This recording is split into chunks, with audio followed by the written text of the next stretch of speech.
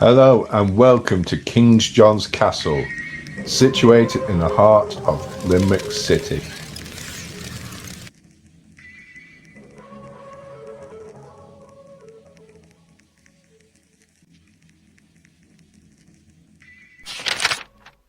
My name is Anthony Kerrigan.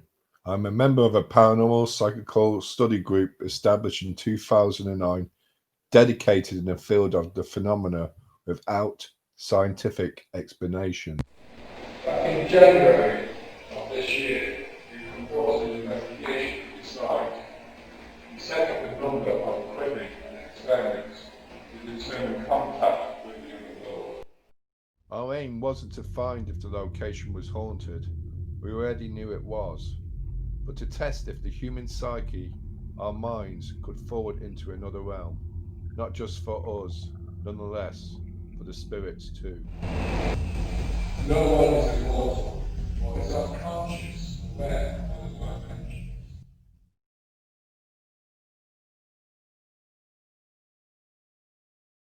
It is believed that the Halloween tradition dates back to pagan times. A festival otherwise known as Samhain, a celebration for a harvest before the harsh winter ahead. The tradition of Halloween dates back to at least the 16th century, when people used to go from door to door reciting verses and singing songs for the exchange of food. This is how guising or mumming, dressed up in costume or disguises, became popular. One piece of folklore passed on to generations is to leave an extra plate and spoon out on the table as an offering of hospitality to an ancestor. So what does Halloween entail for us at these present times? We all up for that scare. The movie theatres are now closed, so where are the other options? As humans, we explore, and trying to find the rationale behind death becomes more apparent.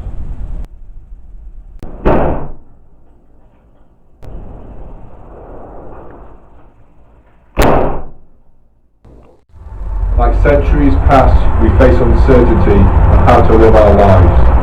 The clocks have gone back, darkness is at the forefront, time slows down, and our senses become more alert.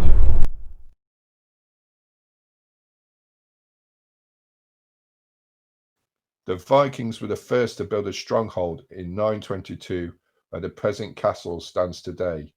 The Viking sea king Thormod Helgason used it as a base to launch longships up the river Shannon. In 1195, the Anglo-Normans took control of the area under John, Lord of Ireland. King John, as he would later be known, ordered the construction of the castle in 1200. By 1210, it had been completed. Limerick flourished as a trading port, with the castle monitoring cargo passing through the estuary. The city became divided. King's Arn was known as English Town, whilst the settlement on the south bank was known as Irish Town. The castle has overseen 5 sieges, most notably the first one, the Siege of Limerick of 1642. On the evening of the investigation, we inspected 5 areas of interest: the courtyard, the second floor of the gatehouse, including the wall walk and soldiers' quarters, the eastern undercroft, and the mint room in the northwest tower. We'll discuss 3 areas of importance: the experiments, equipment used, the spirit synopsis, and the historic value to the study.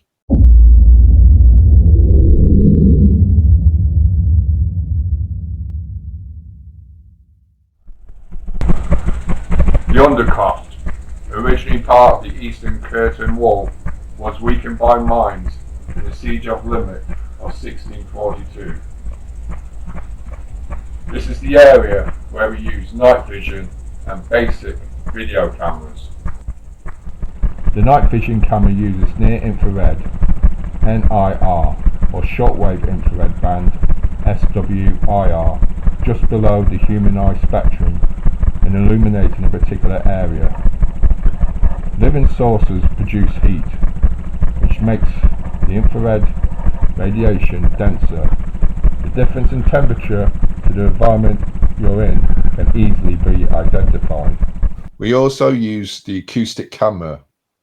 This device puts sound into vision. It is essential in recognizing noise and vibration inconsistencies within a particular space, area, or room. Similar to a thermal imaging camera that puts heat into a picture, this puts sound into picture.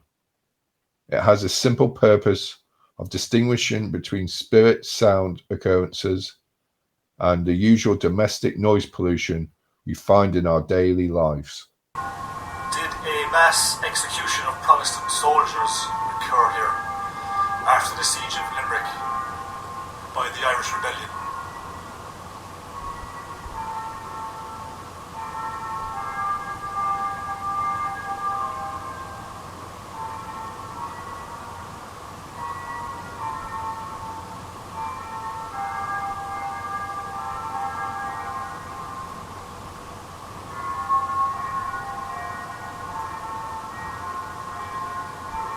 In history, there is no documented evidence of King John visiting this castle, although he visited Ireland around the same time of this castle's construction. So is anyone here aware of King John visiting this location when this castle was built?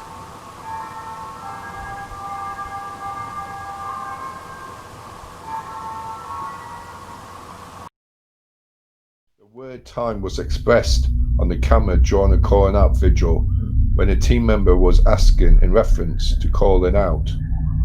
This intelligent response was alleged to have come from the spirit named the Guard. About 30 seconds in between each question, yeah? Yeah. So you just... and then 30 to 60 seconds. More look at these questions. We brought in the talking board, otherwise known as the Ouija board, to seek more knowledge on this individual. This type of board came to prominence in the 1800s with the advent of the spiritualist movement, adopted during the American Civil War and open Victorian society in Britain. The numbers 0 to 9, that is A to Z, goodbye, hello, yes and no, are normally printed on them. The Guard presented himself as a type of warder or protector. He came across as benevolent, yet he suffered in lead up to his death. Only 24 years old, he died presumably in the early stages of the siege of Limerick of 1642. We deployed the identity test, a piece of software used by law enforcement agencies worldwide in criminal investigations. It can prove vital in bringing criminals to justice and also helps children in developing their observation skills. It can be used in the paranormal field too. By utilizing the talking board over the various facial features such as hair, nose and smile lines and so on, we anticipated to gain a comprehensive image of a soul named the Guard. Already showing signs of malnutrition, sunken eyes and haggard, he was either involved or succumbed to the mining or countermining of the siege, describing it as the root of fire. He is known to talk in a masculine manner and is known to watch the fires. This particular wall was destroyed by mines in the siege of Limerick of 1642. King John's Castle was subject to countless mines by the Irish Catholics from the outside, who burnt wooden props to set them off. There was also countermining by the English Protestants from the inside in a struggle to thwart the attack. In the book, The Anatomy of the Siege, King John's Castle, Limerick, 1642, written by Kenneth Wiggins, describes that those inside the castle were already weeks without food, even before the siege started. People were already suffering from lack of provisions and disease. On the 27th of May, 1642, a successful attempt was made by two boys from the castle to burn the north side of Torment Street, where the sounds of Irish workmen were heard. They were preparing the mines for the assault on the castle. The following night, another attempt was made to torch the houses in the eastern side of the castle on High Street. 3 houses went ablaze, but the plan failed and the houses stayed intact. A sally port, a small entry and exit point, would have been on the eastern side of the castle. A sally is a military maneuver used during a siege to harass vulnerable attackers before retreating back to their defences. The guard may have done all that he could and may have been one out of possible 300 that died in the 4-week siege within its walls.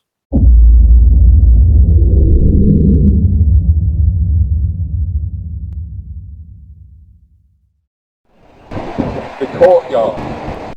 Another experiment we did in the Courtyard was the distance measurement board. A compass was placed at the centre of the board to verify the correct bearings with the surroundings you are in. The board features compass points and measurement of meters. We employed a planchette as a divination tool in a way of seeking knowledge through supernatural means to where the most active spot in the Courtyard was. This was the spot at a distance of 7 meters inside the gatehouse door passage of the Courtyard. Our conclusion is that it gives the visitor a sense of anxiety. This would have been a dangerous position to be in when the gate doors were open, vulnerable to attack, yet a necessity to inspect troops, provisions, and so on. This also links in with the trapping pit and burial pit as the safest place to bury bodies in the siege of Limerick of 1642. It is also the spot where a ringwork castle once stood, predating the current structure of King John's Castle. The Black Lady is said to walk the northeast tower. She has been seen on summer evenings at dusk, wandering around the platforms.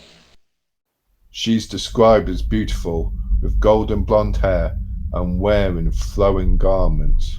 The Bishop's Lady is said to visit the adjoining Torment Bridge and is said to appear and push unsuspected travellers over the bridge into the cold, murky depths of the River Shannon. Meters away, north-northwest.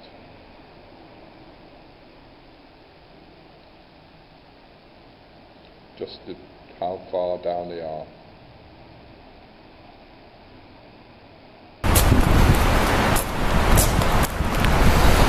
Just like to exactly go across this exact spot.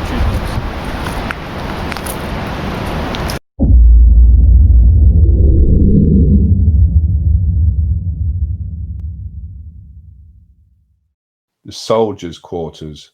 Same as the Courtyard, we use night vision cameras and basic video cameras to monitor the experiments.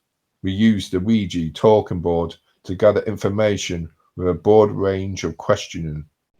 We made contact with a curious, cautious, and relatively confident character named Monty Biggs, aka the soldier, who lived during the Carvallian era.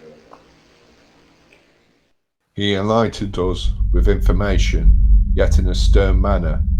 He referred to himself as being tall and held no fear. He makes himself known to people on our realm by using the doors and might be known to whistle. Monty acknowledged another spirit, the locksman, as his master. The locksman, a shrewd and wary entity who keeps an eye on people whilst being in the background, whose duty is to take care of locks and keys in the castle, who is otherwise known as a turnkey. Credited to roaming the rooms of the gatehouse and reputed to be seen appearing as a shadow on the wall walk and battlements, keeping a watchful eye over the city. A man high up in the ranks of authority, he holds Monty as his servant. Can you give us your name, please?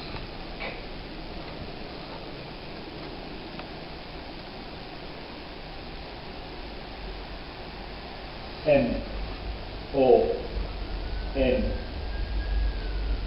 T Y.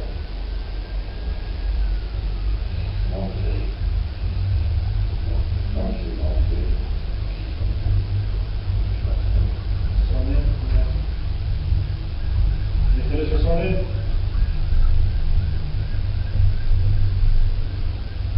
B I. Whoa. Oh my god.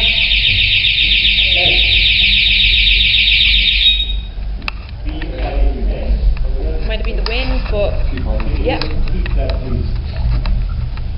B I. That's me banging. Yeah, hold on. G S. Monty Biggs, thank you. Monty Biggs. There seemed to be a Cromwellian settlement in Limerick City after the siege of Limerick of 1651, the Cromwellian conquest of Ireland. The date we discovered Monty Biggs was circa 1658. A coin dating back to that same year was found in excavations at the castle. It was also the same year Oliver Cromwell died. From that same article in the 1960s detailed a tall, brawny man known as a soldier, wearing a headdress and a metal breastplate. His face denoted a tense attitude. He was seen by the gatehouse of the castle in this same area of the building we made contact. The spirit of Monty stated to use the doors as the best method of making themselves be known. In that same article from the 1960s, a description of doors being banged. Recent accounts made by witnesses at the castle have also reported the same activity. Recently, a figure has been seen at the top of the tower, described as a shadow. This may be attributed to the locksmith.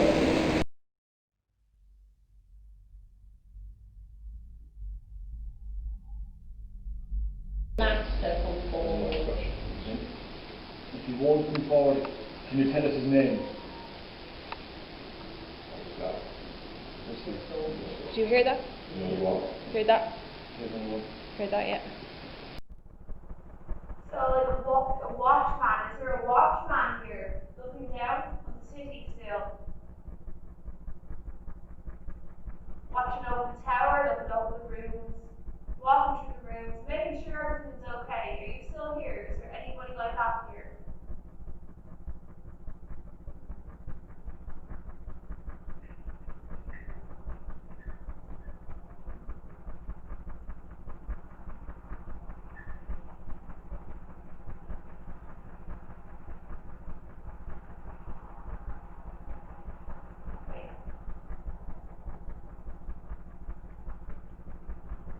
Okay, I heard a noise. It's like a squeak. We hope you found our research intriguing, and if you'd like to follow us up on our journeys, feel free to check out our website www.GhostÉire.net. So if you'd like to visit King John's Castle, just remember the history isn't just in the past, you can encounter it too.